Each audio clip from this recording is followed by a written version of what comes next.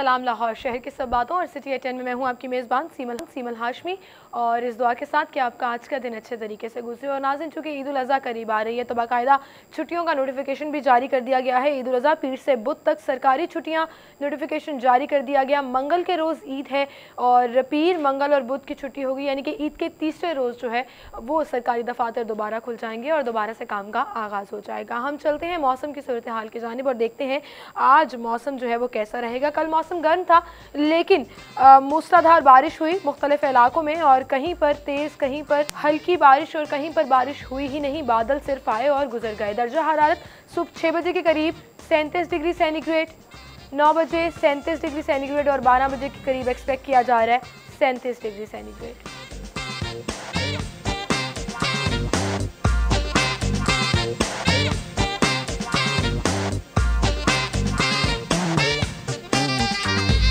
3 बजे के करीब दर्जा हरारत 38 डिग्री सेंटीग्रेड, 6 बजे 37 और रात 9 बजे 36 डिग्री सेंटीग्रेड।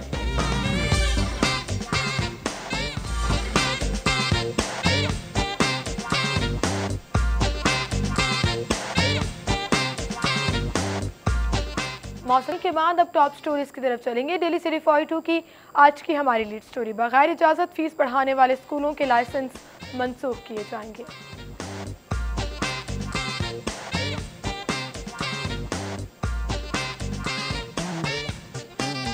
ईद पर आलाइशों को बरवक्त ठिकाने लगाने, सफाई के लिए खसूसी कैंप कायम करने का फैसला कर लिया गया। लाहौर को ड्रग फ्री बनाने का मंसूबा मुकम्मल ना हो सका।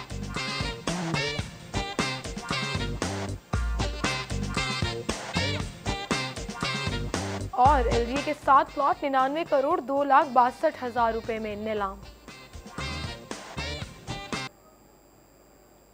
ये थी हमारी टॉप स्टोरीज, इनको हम डिस्कस करेंगे। स्टूडियो में हमारे साथ सिटी 42 के सीनियर रिपोर्टर्स रजा खरल और दुर्रा नायाब मौजूद हैं। अस्सलाम वालेकुम। आप वालेकुम अस्सलाम। कहेंगे बगैर इजाज़त फीस बढ़ाने वाले स्कूलों के लाइसेंस मंसूख किए जाएंगे। ईडीओ से 15 रोज़ में रिपोर्ट तलब कर ली है। दुर्रा नायाब मज़ीद बात करेंगे, लेकिन मैं तो बस यही कहूँगा कि बस एवं ही ये खाली पीली वाली बात है कि कोई गोंगलों से मट्टी झाड़ी गई है, हकीकत नज़र नहीं आती इस तरह के। कि अभी रिसेंटली जो हम चूँकि बच्चे अपने भी पढ़ते हैं और दोस्त अहबाब जो उस लेवल पे हैं एज के कि जहाँ पे अक्सर बच्चे हर एक के पढ़ते हैं, तो जो प्रैक्टिकल है वो यही है कि वो फ़ीस जो छुट्टियों में बंद की गई थी कि छुट्टियों में फ़ीस अदा नहीं करनी, वो भी फ़ीस वसूल कर ली गई, और वो जो इजाफी फ़ीस है वो भी वसूल कर ली, वो सब कुछ वसूल कर लिया गया, सब कुछ इंसेंटिव सब कुछ वसूल कर लिया गया। और जो मैनेजमेंट है और डिस्ट्रिक्ट एडमिनिस्ट्रेशन है एजुकेशन की, उसके मुंह पर एक तमाचे की सूरत है। बिल्कुल ऐसी है। बिल्कुल, मुझे तो कहीं भी प्रैक्टिकली ये चीज़ नज़र नहीं है। इम्प्लीमेंटेशन जो है वो इम्प्लीमेंटेशन जीरो इम्प्लीमेंटेशन। आप पूछ लें, किसी से पूछ लें, एविडेंसेस, मैं खुद पर्सनल एविडेंस है कि मेरी बेटी पढ़ती है और मुझे फीस देनी पड़ी है, तीनों एक साथ देनी पड़ी, तीनों महीनों की। तो फिर आपकी रेट कहाँ गई? फिर ऐसी पॉलिसियां तो ड्रामेबाजी हुई ना। सीमल, जब लोग सड़कों पे निकले थे, वालिदैन, आपको याद है कि उन्होंने हर तरफ एहतजाज किया था, लिबर्टी में भी एहतजाज किया, मेन रोड्स पे भी एहतजाज किया, स्कूलों के सामने एहतजाज किया। और ये पहली दफा हुआ कि बच्चों के पेरेंट्स निकले। उनका मकसद ये, उनके 2 एजेंडे थे। एक तो स्कूलों की जो फीस बढ़ाई जा रही थी बगैर इजाजत, वो एक बहुत बड़ा मसला था, और दूसरा जो गैर असूली फीसें ली जा रही थी, जिसमें रजा भाई ने बात की कि गर्मियों की छुट्टियों की फीसें ली गई।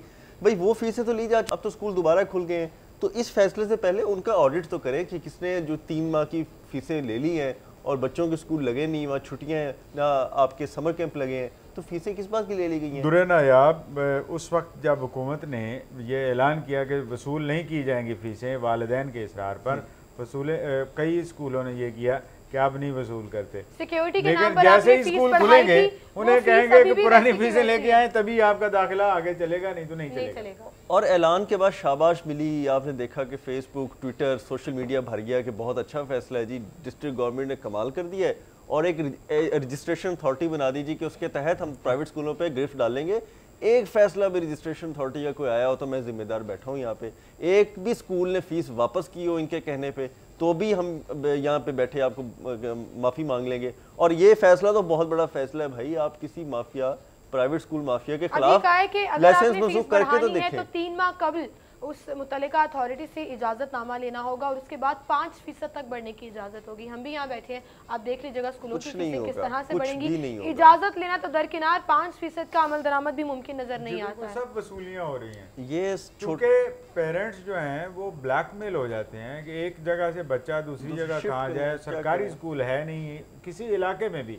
वो हम हमेशा इस प्रोग्राम में भी रोना रोते हैं, तकलीफ वो इतनी बड़ी है कि अगर सरकारी स्कूल हो स्टैंडर्ड का तो बंदा क्यों प्राइवेट तरफ जाए। क्यों जाए? सेंट्रल मॉडल अच्छा, स्कूल यहाँ जब पर तो ऐसा लगता है तो कोई और कहीं नहीं जाता था। गवर्नमेंट को अपने सरकारी स्कूलों पे खुद ही ट्रस्ट नहीं है, क्योंकि पीफ के तहत जो स्कूल चल रहे हैं, आप स्कॉलरशिप दे रहे हैं बच्चों को कि वो प्राइवेट स्कूलों में जाएं और वहाँ पर तालीम हासिल करें। इसका मतलब सरकारी स्कूलों का तो फिर कोई पुरसाने हाल नहीं। दुरेन आप ज़्यादा बता सकते हैं, लेकिन मैं जो स्टडी इस पे रिसेंटली कर रहा हूँ वो ये है कि जो सरकारी स्कूल पीफ के तहत प्राइवेटाइज कर रहे हैं कि सरकारी इसातिज़ा अच्छा रिजल्ट नहीं दे रहा है, जब पिप अच्छा रिजल्ट नहीं देगा, जब प्राइवेट मैनेजमेंट अच्छा रिजल्ट नहीं देगी तो फिर उस स्कूल का क्या बनेगा? मुझे इस सवाल का जवाब नजर नहीं आ रहा। देखिए जी, पेफ में भी इश्यूज निकले हैं और जो इनका सारा था कि हम स्कॉलरशिप दे के बच्चों को लेके जाएंगे, उसमें भी रजिस्ट्रेशन बोगस निकली है और वहाँ पे भी उस तरह से 100% निकली है। वो उसका फायदा प्राइवेट स्कूल वाले जी स्कूल उठा गए।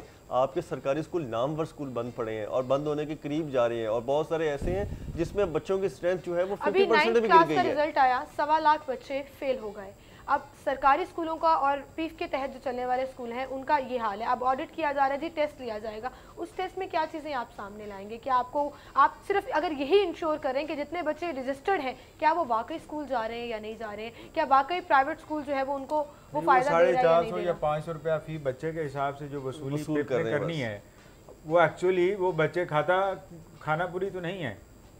ये ऑन द ग्राउंड मुझे नहीं लगता कि ये पूरा होगा, क्योंकि वालिदैन जो है वो रिजर्वेशंस हैं और रिजर्वेशंस उस वक्त तक रहेंगी जब तक आप मसाइल पूरी तरह हल नहीं करेंगे। और रह जाती बात, जो वालिदैन सेंसिटाइज्ड हैं कि एजुकेशन बहुत अच्छी है और बड़ी ज़रूरी है मुस्तकबिल की नस्ल के लिए, उन वालिदैन के ऊपर ये जो माशी बोझ डाल दिया गया है मुख्तलिफ तरीक़ों से, प्राइवेट स्कूल की तरफ से या फिर दीगर तरीकों से, सरकारी स्कूल बच नहीं पा रहे हैं। उनमें सेंट्रल मॉडल की अगर हम मिसाल लें तो बाकायदा बच्चों को मेहनत करनी पड़ती थी स्कूल में एडमिशन लेने के लिए और टॉपर्स जो है वो स्कूल से निकलते थे। अब जाके आप उसकी हालत देख लीजिए। जी बिल्कुल, टेस्ट होता था और टेस्ट इतना सख्त और रिगरस होता था और बताया और एक क्लास समझी जाती थी कि अगर आप सेंट्रल मॉडल से पढ़े हुए हैं या क्रिसेंट से पढ़े हुए हैं या इस तरह के स्कूलों से पढ़े हुए हैं जो मायारी हैं, जो मीडियम इनकम ग्रुप से लोग भी जहाँ पे जा सकते हैं। लेकिन जिन स्कूलों की आप बात कर रहे हैं, जिनका ये मसला जिसको आप ज़ेर बहस ला रहे हैं, ये मसला ये है कि ना तो ये इम्प्लीमेंट होना है, उन्होंने अलग से हमें नुकसान पहुंचाना है, अथॉरिटी का जो है अथॉरिटी भी बन जानी और इसका बोझ भी नेशनल एक्सचेकर पर पड़ना है और होना यही है कि हमारी किटी दोनों तरफ से चरका लग जाना है। ये इंतहाई कदम है और ये इनसे नहीं उठाया जाना। ये इससे पहले जिस चीज़ को इन्होंने शोकस दिया इस अथॉरिटी ने, डिस्ट्रिक्ट रजिस्ट्रेशन अथॉरिटी ने जिस चीज स्कूल को शोकस दिया, क्या वो तो देखिए जाके कि उन्होंने जवाब देना भी मुनासिब समझा कि नहीं समझा। वो लोग तो जवाब नहीं देते और ये कोई मामूली लोगों स्कूल, आपका मेरा काम स्कूल बनाना नहीं है, ये सरमायादारों का काम है स्कूल बनाना। वो बिजनेसमैन बैठे हुए हैं जो कमर्शियलाइजेशन के लिए इसको, वो एजुकेशनिस्ट नहीं बैठे, आपके वो दानिश्वर, आपके वो तालीमी टाइकून्स नहीं बैठे, वो बिजनेसमैन बैठे। तो फिर आप किस तरह बात करते हैं कि आप मेयार तालीम इक्वल कर देंगे, सरकारी स्कूलों को भी प्राइवेट सतह पर लेकर आएंगे, आप फीसों को इक्वलेट नहीं कर सकेंगे? बहुत मुश्किल है, बहुत मुश्किल है। लोग अदालतों में जाएंगे, फिर दोबारा से जो पहले भी गए थे अदालतों से फिर एक ऑर्डर जारी करवाएंगे, फिर डिस्ट्रिक्ट गवर्नमेंट सोचेगी कि अब क्या करना चाहिए। ये हल नहीं है। हल ये है कि आपने जो लॉ पहले बनाया है उस पर इम्प्लीमेंट करके 3, 4, 5 को एक मिसाल, एक निशाना बनाएं और उसके बाद बताएं कि हमने ये अथॉरिटी ने ये काम कर दिखाया है। उसके बाद आप देखें कि इसके आगे आपको असरात क्या मिलते हैं और फिर सब पे इम्प्लीमेंट किसी एक पॉलिसी को, किसी एक स्ट्रेटजी को आप इम्प्लीमेंट नहीं कर सके तो इसके बाद आपकी जितनी भी पॉलिसीज आएंगी, जितनी भी हिदायत या अहकामात आएंगे, नोबडी विल बॉदर, कोई बॉदर ही नहीं करेगा उसके ऊपर अमल दरामद करने के लिए। वो रिट ऑफ द स्टेट जहाँ पे आके, जहाँ पे एजुकेशन माफिया बैठ जाता है या उसकी बात होती है, वो रिट ऑफ द स्टेट कह लें कि वो नहीं होती है। और फिर और चूंकि पेरेंट्स ने ब्लैकमेल होना है और उनकी सुनवाई नहीं होनी, वो नहीं होनी। और माजरत के साथ मैं इत्तेफाक करेंगे रजा भाई मेरी बात से कि ये प्रायोरिटी कभी भी नहीं रही। प्रायोरिटी इसलिए नहीं रही कि हमारे बड़ों के, हमारे बड़े बड़े सियासतदानों के, बड़े बड़े ब्यूरोक्रेट्स के बच्चे इन स्कूलों में नहीं पढ़ते। वो कनाडा में पढ़ते हैं, वो अमेरिका में पढ़ते हैं, वो इंग्लैंड में पढ़ते हैं और वो उनको कोई परवाह नहीं है। और जिसको परवाह नहीं तो नीचे वाले अफसरान क्या यहाँ भी करेंगे? पढ़ते हैं तो कौन सा सरकारी स्कूलों में चले जाते हैं। आप किसी एक शख्स को भी उठा के देख लें, बच्चे हमेशा प्राइवेट स्कूल में पढ़े हैं। मतलब यह है कि सरकारी अफसर की तनख्वाह अगर एजुकेशन मिनिस्टर के बच्चों को देख लें कि वो कौन से बच्चों की फीसें भी लाख रुपए 10 लाख रुपए हैं, तो बाकी तो बहुत दूर की बात। आप एजुकेशन मिनिस्टर की की फैमिली के बच्चों को देख लें कि क्या वो इन्हीं सरकारी स्कूलों में जा रहे हैं या कौन से स्कूलों में जा रहे हैं और किस तरह से तालीम हासिल कर रहे हैं। अब वो क्लास सिमर खत्म हो गई है। अगर अल्लाह का शुक्र है हम लोग यहाँ बैठे हैं तो मैं भी सरकारी स्कूल से पढ़ के आया हूँ, रजा भाई भी कहीं ना कहीं सरकारी स्कूल से पढ़ेंगे। आपको कुछ सालों बाद ऐसी कोई क्लास कहीं नजर नहीं आएगी जो आके कहेगा जी कि मैं भी सरकारी स्कूल में पढ़ा हूँ। ये खत्म होगी क्लास, इन्होंने बर्बाद कर दिया सारा। स्कूलों को एम्पावर करना चाहिए, कंपैटिटिवनेस वहाँ पे पैदा करनी चाहिए, वहाँ पे इंसेंटिव्स टीचर्स को ज़्यादा देने चाहिए, वहाँ पे स्टूडेंट्स को इंसेंटिव ज्यादा देने चाहिए और बात कर रहे थे जुनेद रियाज की, क्योंकि ये वीक करना भी है, चाहिए। ये तो नहीं वो हो सकता बता इस रहे तरह थे से कि आप अगर कंपैरिजन करने पे आए तो सरकारी स्कूलों के जो टीचर्स हैं वो ज्यादा क्वालिफाइड हैं, वो ज्यादा क्वालिफाइड हैं, लेकिन क्या है आप उनसे फायदा नहीं ले पा रहे हो, आप स्कूलों को फैसिलिटेट नहीं कर पा रहे हो ताकि वो टीचर्स जो है वो कन्वे कर सके बच्चों को जो वो पढ़ रहे हैं। अभी पिछले दिनों कंपैरिजन था सोशल मीडिया पे कि दुनिया में किस मुल्क में टीचर की क्या हैसियत है। कम अज़ कम 80% जो तरक्की याफ्ता ममालिक हैं और हमसे आगे हैं तरक्की की दौड़ में, उनमें टीचर की हैसियत ऐसे ही जैसे एक पार्लियामेंटेरियन की है, जिस तरीके से एक मिनिस्टर की होती है, जिस तरीके से एक जज की होती है, टीचर की हैसियत ऐसे ही है। अशफाक अहमद की पुरानी कहानियाँ आप भूल जाएं, आज के दौर की बात कर रहा हूँ कि आप स्टेटस सिर्फ चेक कर लें टीचर का क्या है। जब टीचर को आप कॉन्फिडेंस देंगे, इनकरेज करें, उसको आइडियल शख्सियत समझेंगे, तसव्वुर करवाएंगे, तो फिर स्टूडेंट डेफिनेटली वैसा ही निकलेगा। लेकिन अगर टीचर पढ़ने के बावजूद वो समझता है कि मैंने बस ये 6 घंटे पूरे करने हैं, 4 घंटे बैठना है यहाँ पे और फिर जान छुड़ानी है इसे, और अल्टीमेटली ये सारा सिस्टम ओवरऑल होने की जरूरत है। और हमारे शहर में देखें कि हर तबका फिक्र से जो बंदा है ना वो धरना दे रहा है। टीचर्स भी धरना देते हैं अपने मुतालबात, उनको जो सर्विस स्ट्रक्चर्स नहीं मिल रहे, पेज नहीं मिल रही, डॉक्टर्स भी धरना दे रहे हैं, सिविल सोसाइटी भी धरना दे रही है, पॉलिटिशियंस भी धरना दे रहे हैं। तो हर बंदे को सिर्फ इसके धरने का एक हल नज़र आ गया है, उनको नहीं नज़र आ रहा कि हमारी इस्लाहात कहीं होगी या गवर्नमेंट भी कहीं कोई उनको कोई फैसिलिटी देने के लिए या कोई भी राय देने के लिए तैयार है। एक अबनॉर्मल सोसाइटी होती है जब जहाँ पे चीखना पड़े आपको, जहाँ पे अपनी बात बताने के लिए क्या करें, वो सोसाइटी मुकम्मल हो चुकी, क्योंकि जब तक ये जो मुजाहिरीन हैं वो चाहे टीचर्स हो या किसी भी फील्ड से ताल्लुक रखते हो, वो पीक तक ना पहुंचे, एहतजाज ना करें, ट्रैफिक ब्लॉक ना करें, उनकी सुनवाई नहीं होती। वो चाहे किसान है, वो चाहे टीचर्स है, वो चाहे ऐप का मुलाजिमीन है, वो किसी भी शोबे से ताल्लुक रखें, जब तक आप हाइप क्रिएट नहीं करोगे गवर्नमेंट आपकी सुनवाई नहीं करती है। तो ये एक कल्चर बनता जा रहा है जिसे ठीक करने यही होगा उनका। चले आगे देखेंगे कि किस तरह से इस पर अमल दरामद कराती है या नहीं, वरना अगली जब पॉलिसी आएगी हम यही डिस्कस कर रहे होंगे कि पिछली पॉलिसी पर कितना अमल दरामद हुआ और अब जो नई स्ट्रेटजी बनाई गई है उस पर क्या इकदाम किए जाएंगे। नाज़रीन हम मज़ीद बातें भी करेंगे चूँकि ईद करीब आ रही है और इस बड़ी ईद पर हमेशा आलाइशों की बात की जाती है, गंदगी और सफाई की बात की जाती है। तो इस दफ़ा क्या प्लानिंग की जा रही है डिस्ट्रिक्ट गवर्नमेंट की जानिब से और LWMC उसमें क्या किरदार अदा कर रहा है, इस पर बात करेंगे। एक छोटी सी ब्रेक के बाद दोबारा हाजिर होंगे।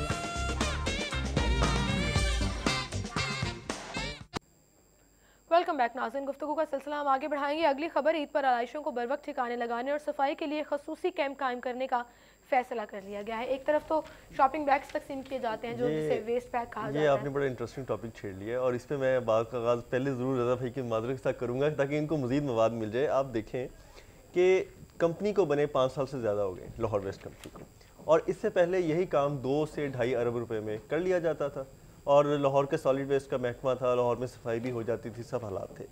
अब आपको अंदाज़ा नहीं है कि ये पैसे सालाना बजट 15 अरब पे पहुंच गया।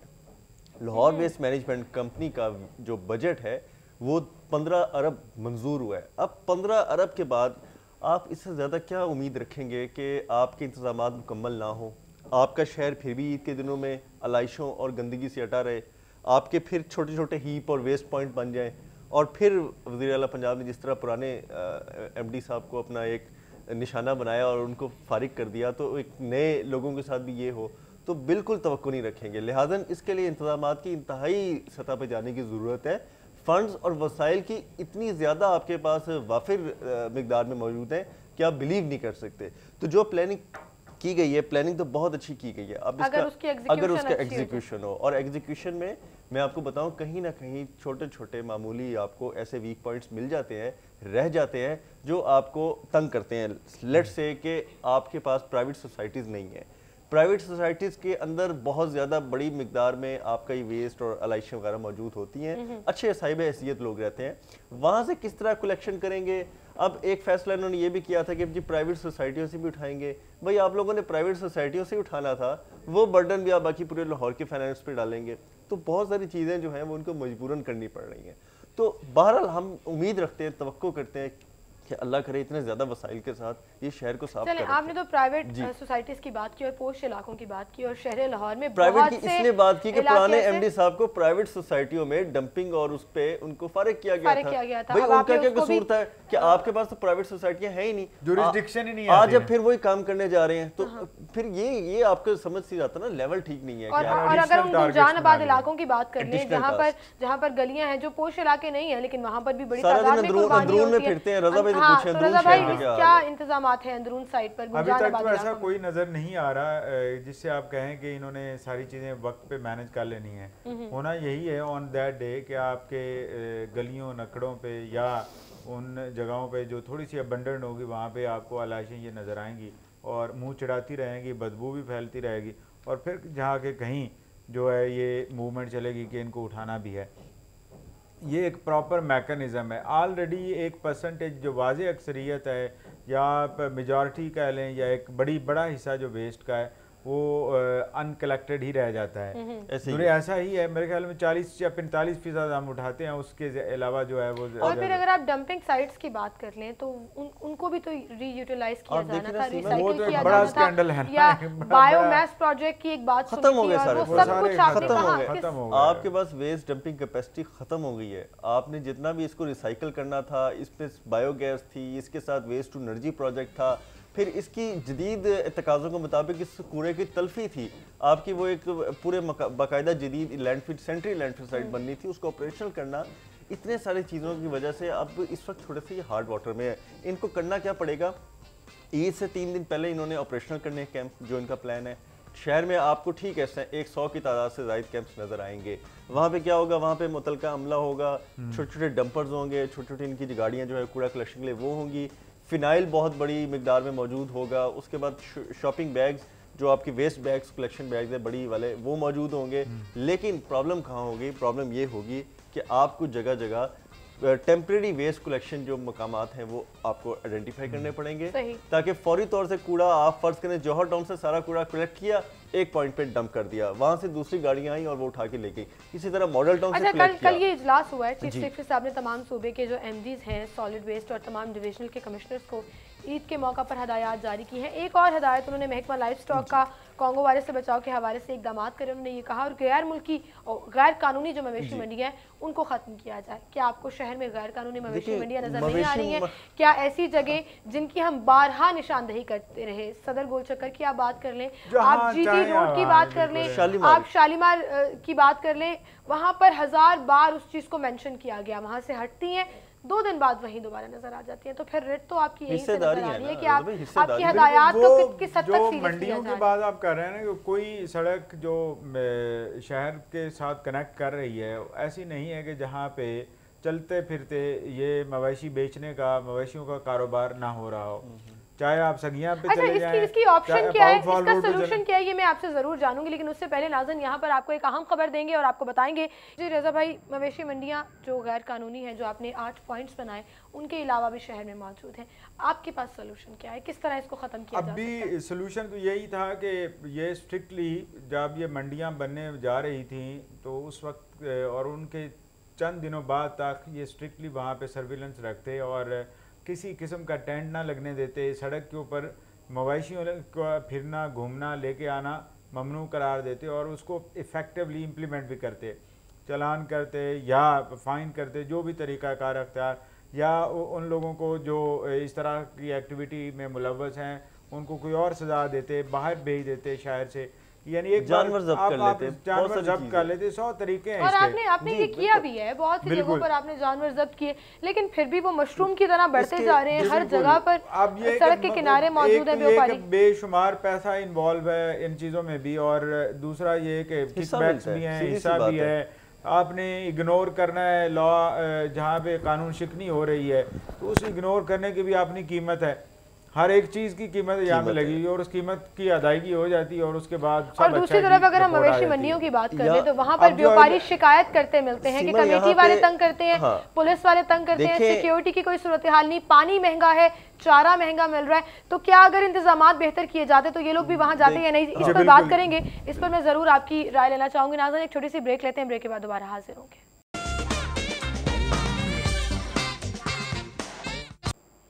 वेलकम बैक नाज़रीन, गुफ्तगू का सिलसिला हम आगे बढ़ाएंगे और अगली खबर डिस्कस करेंगे, लेकिन उससे पहले जो एक पॉइंट आप बताना चाह रहे थे कि क्या जो 8 पॉइंट्स मुख्तस किए गए हैं मवेशी मंडियों के लिए, क्या वहाँ पर व्यापारियों को इनफ सहूलियात मिल रही हैं कि वो उसको वो अट्रैक्शन नजर आए और वो मंडी में जाकर ही जानवर बेचें? मैं सिंपल आपको ये बात कर रहा हूँ कि 8 पॉइंट्स आपने बना दी, बड़ी अच्छी बात है। आपको 2 जगह से प्रॉब्लम्स हैं। एक तो आपके बड़े बड़े जो मंडियाँ थी जो गैर कानूनी तौर पर लग गई थी, प्लॉटों में लग गई थी, मुख्तलिफ लोगों ने लगा ली थी, वो ग्रुप्स में तकसीम हो गई हैं, वो छोटे छोटे ग्रुप्स में तकसीम होकर इधर उधर निकल गए, वो सेल पॉइंट्स बन गए, बहुत सारे चलते फिरते बन के ग्रुपों में चले गए, तो आप उनको नहीं पकड़ सकते।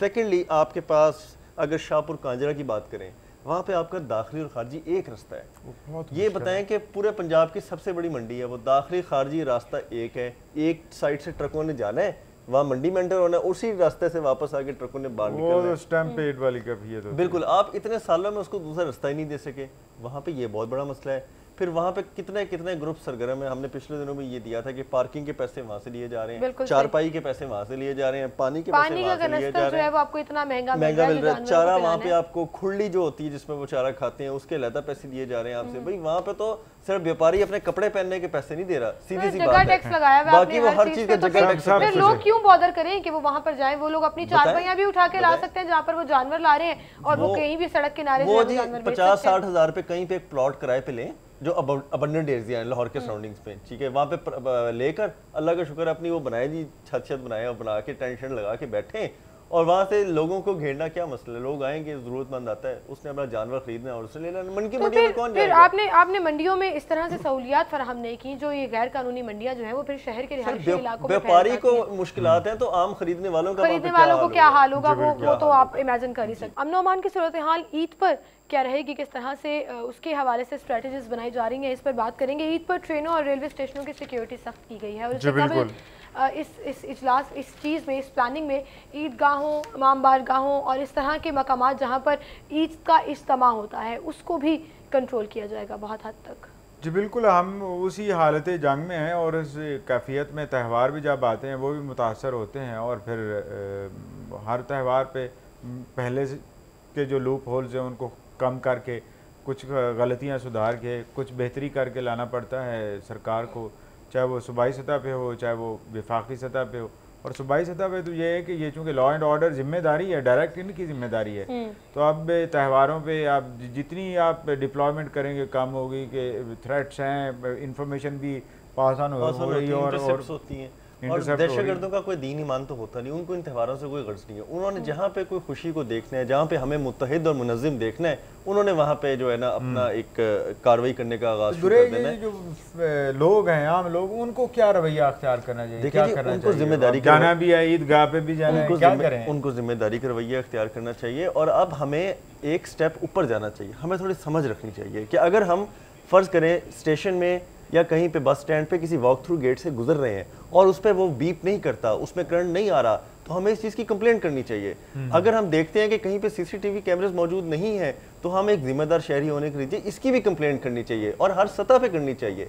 ख्वाह वो आपका पुलिस डिपार्टमेंट हो, मुतलका पुलिस हो, आपका रेस्क्यू, किसी को भी हो, आप कम अज़ कम एक्नॉलेज तो कराए ना कि मैंने ये गलती देखी, मैंने ये गलती। अमला डिप्लॉय नहीं है तब भी हमें कहीं ना कहीं देखिए हम तो सो रहे हैं। अच्छा, इसमें ये भी तो होता है ना कि अगर आप कोई मशकूक एक्टिविटी देख रहे हैं तो भी फौरन अपना किरदार अदा करें, 15 पे कॉल करें, आपको कोई बॉदर नहीं करेगा, आपको कोई नहीं कहेगा कि आप उस जगह पर खड़े रहें। आप सिर्फ अपनी जो सिविक रिस्पॉन्सिबिलिटी है वो अदा करें, जो आपकी शहरी जो आपकी जिम्मेदारी है आप उसको जो है वो अदा करें। बहुत शुक्रिया दुर्रा नायाब, रज़ा खलील साहब, आप भी हमारे साथ मौजूद थे, बहुत शुक्रिया आपका।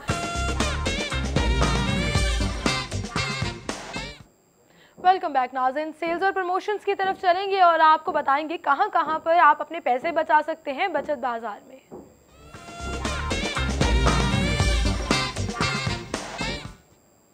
सबसे पहले हमारे पास ब्रांड है बोनेंजा और बोनेंजा पर अप टू 50% तक ऑफ लगाए जाएं। जाकर शॉपिंग करें और आधे पैसे आप अपने बचा सकते हैं।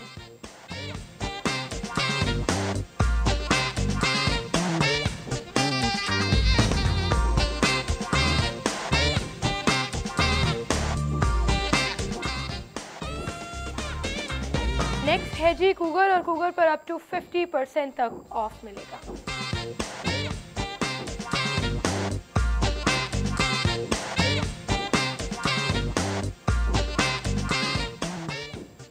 नेस्ले प्योर लाइफ है हाइपर स्टार, अगर आप जा रहे हैं तो वहां पर आपको रिटेल प्राइस उसकी मिलेगी 300, प्रमोशनल प्राइस है 249, आप 51 रुपीज बचा सकते हैं।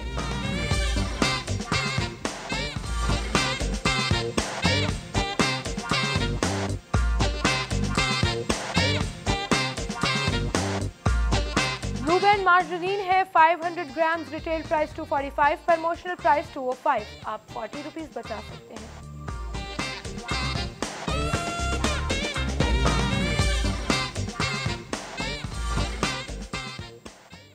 और अब नेक्स्ट सेगमेंट शामिल करेंगे और आपको बताएंगे सब्जियों और फलों की सूरत हाल क्या है, कीमतें कहां पहुंची हैं और महंगाई कंट्रोल है या नहीं। जानेंगे ये आप सब कुछ आज के भाव में।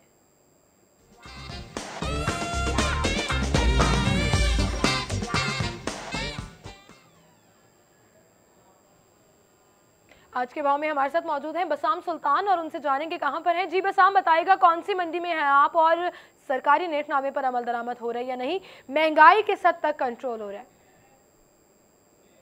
जी बिल्कुल, इस वक्त मैं रेलवे कैरेज मार्केट के अंदर मौजूद हूँ। मैं आपको बताते चलूँ, अगर हम सब्जियों के कीमतों के हवाले से बात करते चलें तो टमाटर जो है वो 50 रुपये पर फ़रोख्त हो रहा है, नींबू 200 रुपये, खीरा 60 रुपये, अदरक 160 रुपये, थूम 320 रुपये, प्याज जो है वो 40 से 50 रुपये पर फ़रोख्त किया जा रहा है, धनिया 120 रुपये, मिर्च 80, गोभी 60, आलू 40, गाजर जो है वो 100 रुपये, शिमला मिर्च जो है वो 80 रुपये पर फ़रोख्त की जा रही है, करेले 100 रुपये, जबकि बैंगन जो है वो 50 रुपये पर फ़रोख्त हो रहे हैं। मैं आपको बताते चलूँ फल की कीमतों के हवाले से तो फल जो हैं वो सेब 50 से 100 रुपये पर फ़रोख्त हो रहा है, गरमा 40 से 60 रुपये, आम 100 से 150 रुपये, केला 60 से 80 रुपये, पपीता 110 रुपये, अनार 100 रुपये, ग्रेप फ्रूट जो है वो 20 रुपये फ़ी अदद फ़रोख्त हो रहा है, आड़ू जो है वो 100 रुपये, जबकि अंगूर जो है वो 30 रुपये पाव बिक रहा है।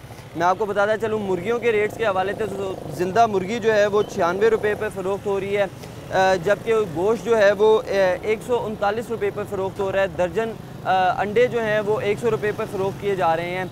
यहाँ पर मौजूद ग्राहकों से हमने बात की तो उनका कहना था कि बकरा ईद करीब आते ही मसाले जात के साथ साथ जो सब्ज़ियाँ पकवानों में इस्तेमाल होती हैं उनके जो है वो रेट तजावज़ कर गए हैं, जिसके अंदर टमाटर, अदरक, खीरा, थूम, प्याज और इस तरह की जो अशियाँ हैं वो शामिल हैं। यहाँ पर मौजूद दुकानदारों से हमने पूछा तो उनका कहना था कि हुकूमत की जानिब से जो है वो मेन मार्केट में कीमतों पर काबू नहीं पाया जा रहा, जिसकी वजह से शहरियों को और दुकानदारों को जो है वो शदीद मुश्किलात का सामना है। जी ठीक है, शुक्रिया बसाम सुल्तान आपका। और नाज़रीन, ज़ेनिथ शॉप पर अगर आप जा रहे हैं तो वहाँ से बीफ आपको मिलेगा 490 रुपये किलो में और मटन है 840 रुपये में।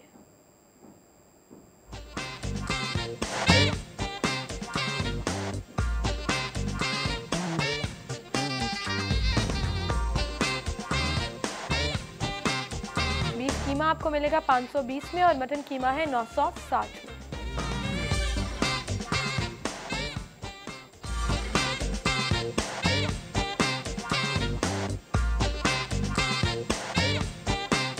गवर्नमेंट रेट के मुताबिक जिंदा मुर्गी 96 रुपये किलो और उसका बना हुआ गोश्त 139 रुपये में।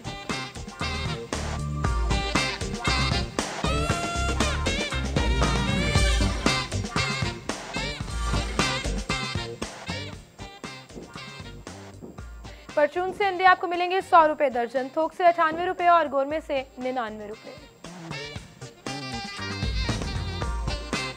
जी, और आगे बढ़ेंगे, अगला सेगमेंट शामिल करेंगे और आपको बताएंगे मूवी टाइमिंग्स क्या हैं मुख्तलिफ सिनेमा घरों की टुडेज डायरी में।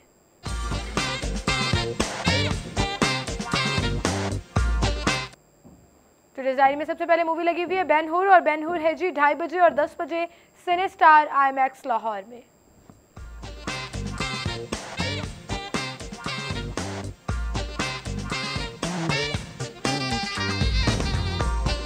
नेक्स्ट है सुसाइड स्क्वाड 5 बजे और 12:30 बजे IMAX सिने स्टार और 5:45 बजे वोक टावर सुपर सिनेमा 3 में।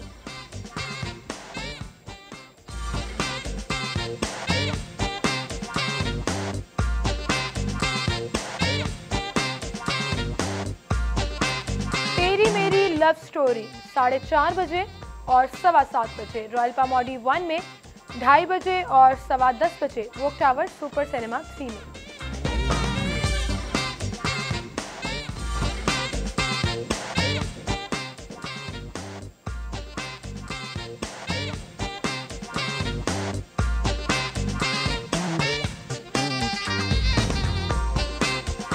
अकीरा लगी हुई है 8 बजे और 3 बजे सिने स्टार टाउनशिप में, 7 बजे और 11:30 बजे रॉयल पाम ऑडी 2 में।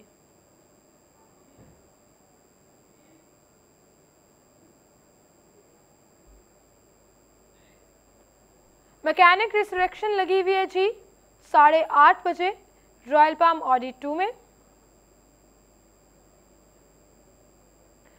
मॉर्गन लगी हुई है 8 बजे सिने स्टार टाउनशिप में और 3:15 बजे रॉयल पाम ऑडी 2 में।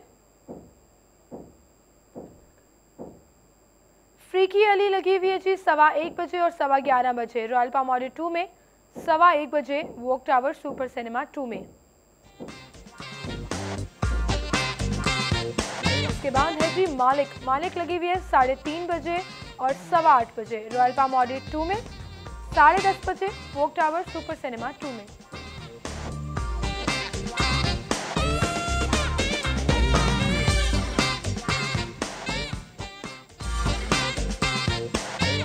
नेक्स्ट है हमारे पास बार बार देखो 1 बजे और 3:30 बजे सिने स्टार IMAX में, 6 बजे और 8:30 बजे वोक टावर सुपर सिनेमा 1 में।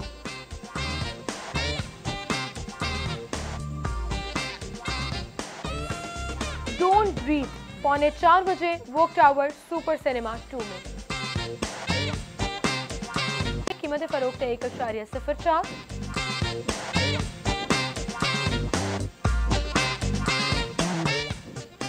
स्विस फ्रैंक कीमत खरीद 106.95, कीमत फरोख्त है 107.85।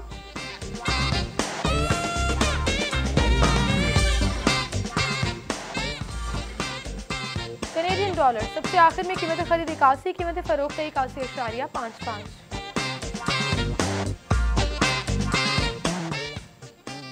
और यहाँ एक हमारे साथ रहिएगा। और दूसरी जानिब हम बात करेंगे मवेशी मंडियों की, जहाँ से हमें ज्वाइन करेंगी रमल दिलदार, आज वहाँ पर मौजूद हैं। रमल बताइएगा कि क्या सूरत हाल देख रही हैं वहाँ पर? जानवर खूबसूरत भी होंगे लेकिन जाहिर है महंगे भी होंगे, तो थोड़ा सा मंडी की सैर कराइएगा हमें।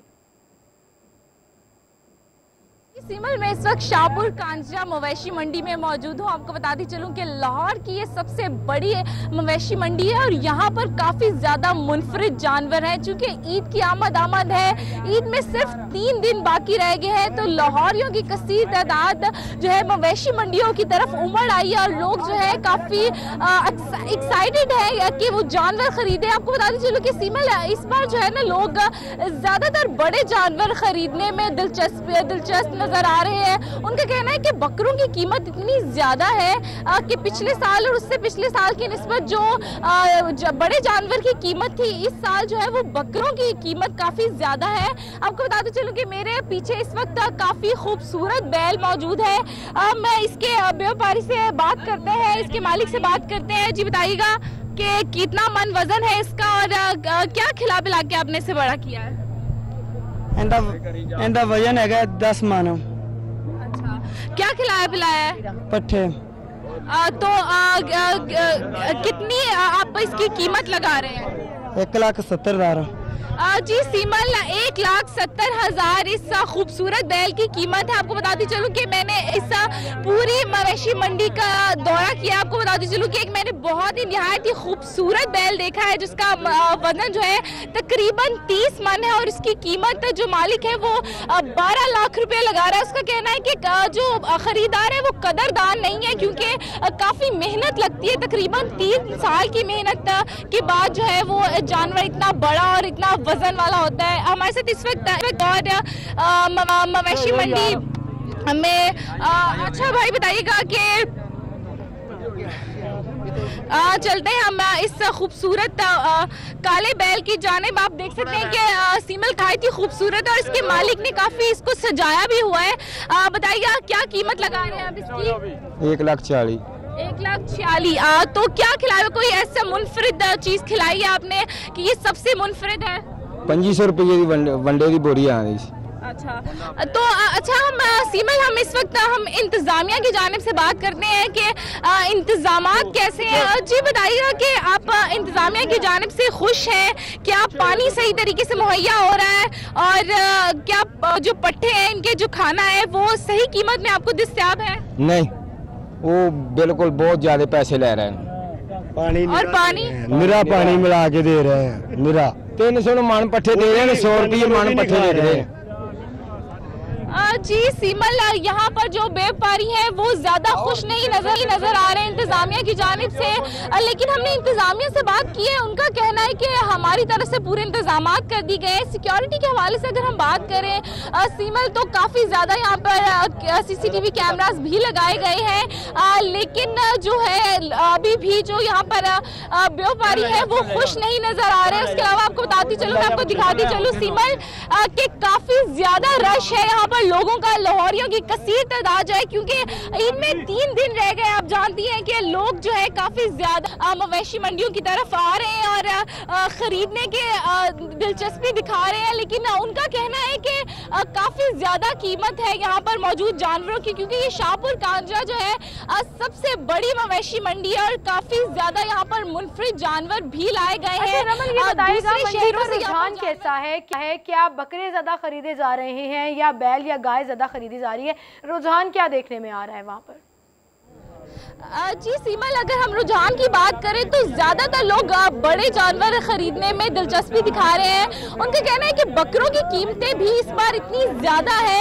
जो छोटे छोटे सीमल बकरे हैं, टेडी बकरे जिन्हें हम कहते हैं, उनकी कीमत भी तकरीबन 4 लाख 2 लाख लगाई जा रही है। तो लोगों का कहना है कि इससे बेहतर है कि हम बड़ा जानवर खरीद लें।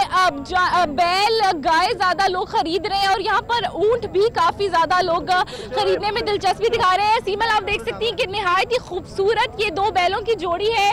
इसमें 3 कलर है, वाइट, ब्लैक और ब्राउन। इसके मालिक करते हैं। जी बताइएगा कि क्या कीमत लगा रहे हैं आप इस जोड़ी की? इस जोड़ी की 1.5 लाख। अच्छा, तो ये इतनी खूबसूरत है कि क्या खिला पिला के बड़ा किया है? खाल बंदे।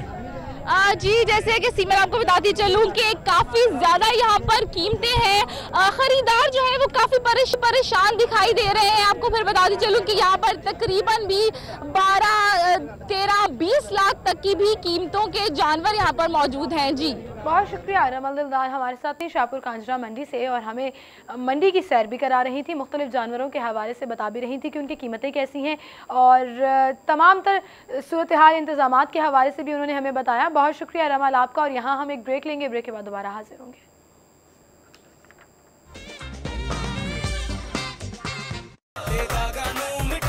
पंजाब सोप आएगा तो दाग जाएगा।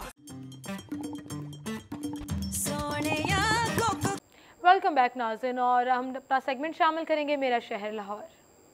और मेरा शहर लाहौर में आज का हमारा टॉपिक है चौक वज़ीर खान मस्जिद, और इस पर हम बात करेंगे। उसकी रजिस्ट्रेशन भी चल रही है। स्टूडियो में हमारे साथ रज़ा खरल साहब मौजूद हैं। अस्सलाम वालेकुम रज़ा भाई। वालेकुम अस्सलाम। एक बार फिर से आपको हमने दावत दी कि हम आप ज़रा लाहौर के हवाले से बात कर लें। लाहौर की सकाफ़त के हवाले से है तो ये काफ़ी इस लिहाज से दिलचस्प है कि चौक वज़ीर ख़ान का जो इलाका है, ये एक तरफ मस्जिद वज़ीर ख़ान है, एक तरफ जो रॉयल ट्रेल है यानी शाही गुज़रगाह है, एक तरफ अकबरी मंडी का कुछ इलाका है, और जहाँ पे खलीफा खताइयाँ वाला और ये बड़े मशहूर महरदास कुलचा, ये पीछे बिल्कुल उसके पुरानी कोतवाली चौक है, आजम क्लॉथ मार्केट बिल्कुल करीब है।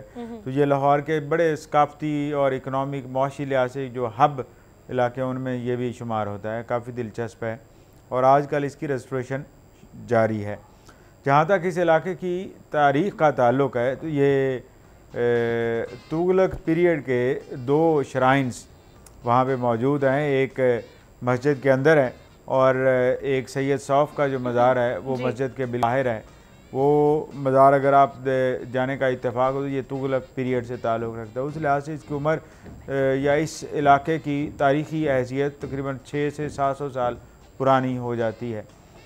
मुग़लों के दौर में भी इस इलाके को बड़ी अहमियत रही है और यहाँ पे काफ़ी हलचल, मंडियाँ जो हैं, इस अकबरी मंडी भी अकबर आज़म जब यहाँ लाहौर में मुक़ीम हुए, एशिया की सबसे बड़ी मंडी कही जाती है। और जब अकबर आज़म यहाँ पे सेटल हुए लाहौर में कुछ अरसे के लिए, तो फिर उन्होंने लाहौर की फोर्टिफिकेशन भी शुरू की, शहर के इर्द गिर्द दीवारें बनवाई और दीवारें शहर जब फसील शहर बनना शुरू हुई तो फिर इसकी अहमियत और ज़्यादा हो गई।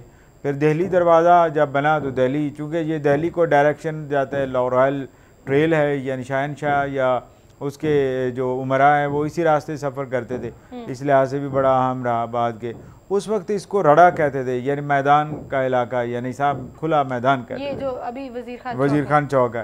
इसके अलावा बाद में इसको जो है जलू खाना भी कहा जाने लगा, यानी कि जलू खाना का मतलब द प्लेस ऑफ गैदरिंग, जहाँ जिस तरह जलवत और खलवत, खलवत का मतलब अकेलापन, जलवत का मतलब इकट्ठा होना, बैठना, इकट्ठा बैठक होना। तो ये वो जगह है जहाँ पे लोग इकट्ठे होते थे, इसलिए इसको जल्लू खाना भी कहते थे पुराने ज़माने के। वज़ीर खान के दौर में जब शाहजहाँ था लाहौर में, तो उस वक्त ये मस्जिद तामीर हुई 1634 में, तो फिर इस इलाके की अहमियत और ज़्यादा बन गई। सामने सैयद सौफ का मज़ार है, एक तरफ मस्जिद है और मस्जिद के इर्द गिर्द जो महल्लात हैं, हवेलियाँ हैं, वो उमरा की हैं। तो ये एक कल्चरल हब था इस इलाके का, इस शहर का जो कदीम शहर है। फिर सिख दौर आ गया, सिख दौर में हवेली दीनानाथ, हवेली बेजनाथ और दीनानाथ का वेल जो कुआं आप भी रिस्टोरेशन प्रोसेस जिसका चल रहा है, ये सारे बन गए। तो उस वक्त भी इसकी अहमियत और ज़्यादा हो गई। बरतानवी दौर में भी ये मोर और लेस ये मस्जिद और ये सारी चीज़ें इंटैक्ट ही रही हैं। कोई ऐसी मिसाल हमें नहीं नज़र आती कि मस्जिद की खूबसूरती को गहनाया गया हो या कम किया गया हो या इसको बैकड्रॉप में फेंक दिया गया हो या इस इलाके को भी। हाँ, पाकिस्तान बनने के बाद जब सेटलमेंट्स होना शुरू हुई तो ये मैदान जो है एक मार्केट में, मेक शिफ्ट मार्केट में बदल गया। यहाँ कपड़े की दुकानें बन गई, मस्जिद के सामने अगर आप देखते हैं तो वहाँ पे खरादिए बैठ गए और वो इस तरह के काम होने लगे। अच्छा। अब रिसेंटली कोई निशानी है इस चौक की, कोई फाउंटेन राउंड अबाउट या कुछ इस तरह से? अभी जो एक्सकेवेशन इस वक्त चल रही है ना, ये जो प्रोसेस है ना दरियाफ्त का, ये एक ओरिजिनल जो फ्लोर है, जो आउटर कोर्ट यार्ड है मस्जिद का, यानी मस्जिद के अहाते के बाहर जो सेन था या ये चौक, ये तकरीबन 8 से 9 फुट नीचे है जो इस वक्त ज़मीन की सतह है। अच्छा। तो अब उसको डिग किया जा रहा है कि उसमें हो सकता है दरमियान में कोई फाउंटेन हो, कि जहाँ पे पुराने ज़माने में जहाँ भी इस तरह के जल्लू खाने थे या इस तरह के लोगों की गैदरिंग थी तो बीच में कुछ इस तरह के लैंडमार्क हुआ करते थे। अगर हुए तो फिर वॉल सिटी अथॉरिटी और आगा खान कल्चरल सर्विसेज वाले जो हैं उसको वो प्रिजर्व करेंगे। अगर ना हुआ तो फिर इसको वो असल ओरिजिनल जो नीचे वाला फर्श है जहाँ पे मस्जिद की सीढ़ियाँ हैं नीचे जाके वहाँ तक इसको ले जाया जाएगा, एक आर्जी फर्श जो है वो बना दिया जाएगा। तो ऐसा तो नहीं होगा कि इसकी सतह ज़मीन तक लाने के लिए इसकी भराई की जाए या कुछ इस तरह की भी वो? नहीं, ये सारी जगह खाली हो जाएगी, ये खाली हो जाएगी। ये एक थिएटर के जैसे नहीं है, MP theatre, open air theatre का आप नीचे को जाते हैं और देखते हैं, ये बिल्कुल इसी तरह का बन जाएगा। और यहाँ पे जो गैदरिंग्स हैं, ये कल्चरल फेस्टिवल्स हैं और स्पेशली जब बारिश होती है या पानी अगर इकट्ठा हो जाए तो क्या इंतजामात प्रॉपर हैं? जी बिल्कुल, ये वो सक्शन वेल्स लगाए जा रहे हैं, 2 लगाए जाएंगे जो इस तरह की सूरत हाल से निपटने के लिए कि जो पानी भी जमा होगा बारिश का वो गर्कियों के ज़रिए से नीचे चला जाएगा और मशीनों के ज़रिए से इसे पंप आउट कर दिया जाएगा सीवरेज सिस्टम में। तो इस तरह से ये सारा इलाका जो है ये रिस्टोर होने जा रहा है और जो चौक वज़ीर ख़ान है, इसमें क्या सैयद साहब का मज़ार और इसके सामने वज़ीर ख़ान की मस्जिद है, मस्जिद के साथ रॉयल ट्रेल है, रॉयल ट्रेल के साथ दीनानाथ का वेल है, पीछे दीनानाथ की हवेली है, एक साइड पे चिट्टा गेट है। तो ये पूरा इलाका अगर रिस्टोर जब हो जाएगा तो टूरिस्ट के लिए कम से कम ये बड़ी दिलचस्पी का मकाम होगा और काफ़ी अच्छा ये तरीके से भी हो रहा है। बिल्कुल सही, बिल्कुल सही। बहुत शुक्रिया रज़ा भाई, आप हमारे साथ मौजूद थे। और इसी के साथ नाज़रीन हमारा टाइम भी ख़त्म हो गया, तो आपसे इजाज़त चाहेंगे। अपना खूब ख्याल रखिएगा। इंशाल्लाह कल सेम टाइम पर फिर से मुलाकात होगी। अल्लाह हाफ़िज़।